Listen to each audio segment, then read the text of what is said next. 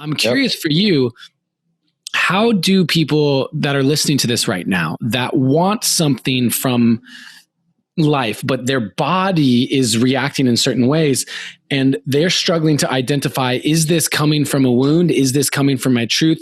And may not have that trust in their own body. I'm curious, how would you speak to people in that position? This is the Deep Dive with Adam Roa. Well, so if you watch somebody dance, you can see the way that they communicate. And sometimes the expression that a person would communicate, and you can think of the dance as like a metaphoric dance in the sense more just the way you move through your life, or a very literal dance, like they're on a dance floor. And you can see if they're running a program, a dance program, they'll kind of do their moves and they kind of look a little bit rigid and structured. And it's like this rote, memorized, okay, I kind of know how to show up in my human suit. This is my human suit dancing, and then might be another person that's really able to kind of let go of those inhibitions and really be moved by the music and become like a channel for expression. And in order to get to that point in your life, be able to get the fuck out of the way of yourself, and be able to be like, wow, it's like I don't need to be contracting all the time, holding the steering wheel tight, driving this car.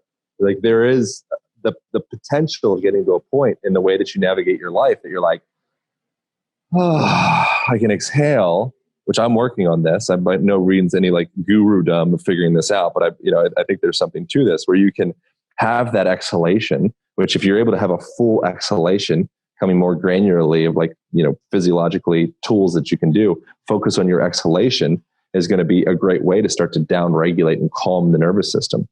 So if you can have that, like take the wheel, Jesus, like you can drive this thing, I'm not going to try to force. I'm not going to try to, I know that my mind, it wants this. I'm attached to this specific thing in the past or this idea or the concept.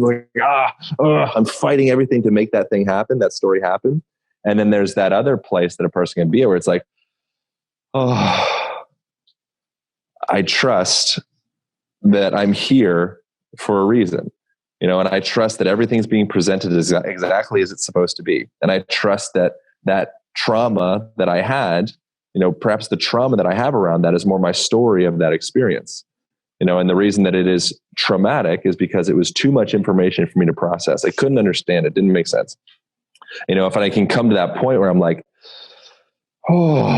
just let go. I'm just along for the ride.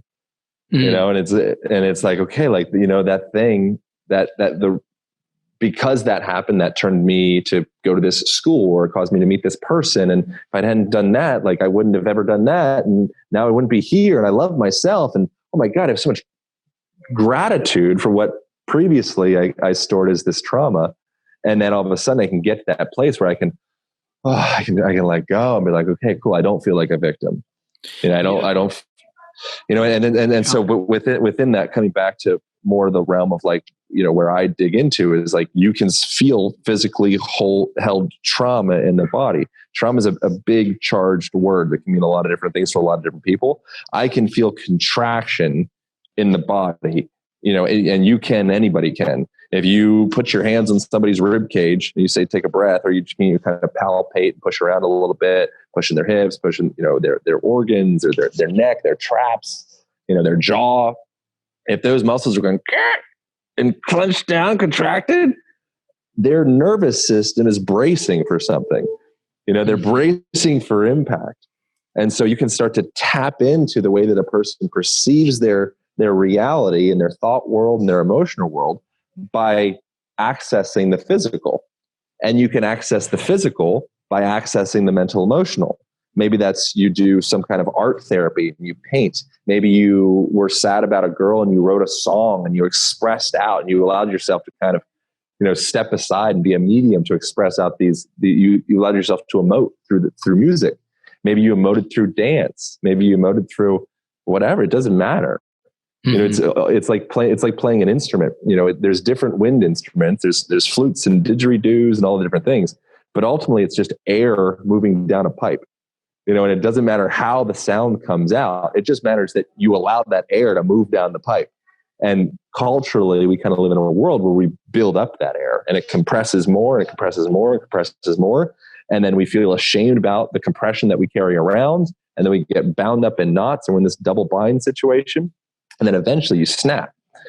So it's like not being ashamed to express out your wind.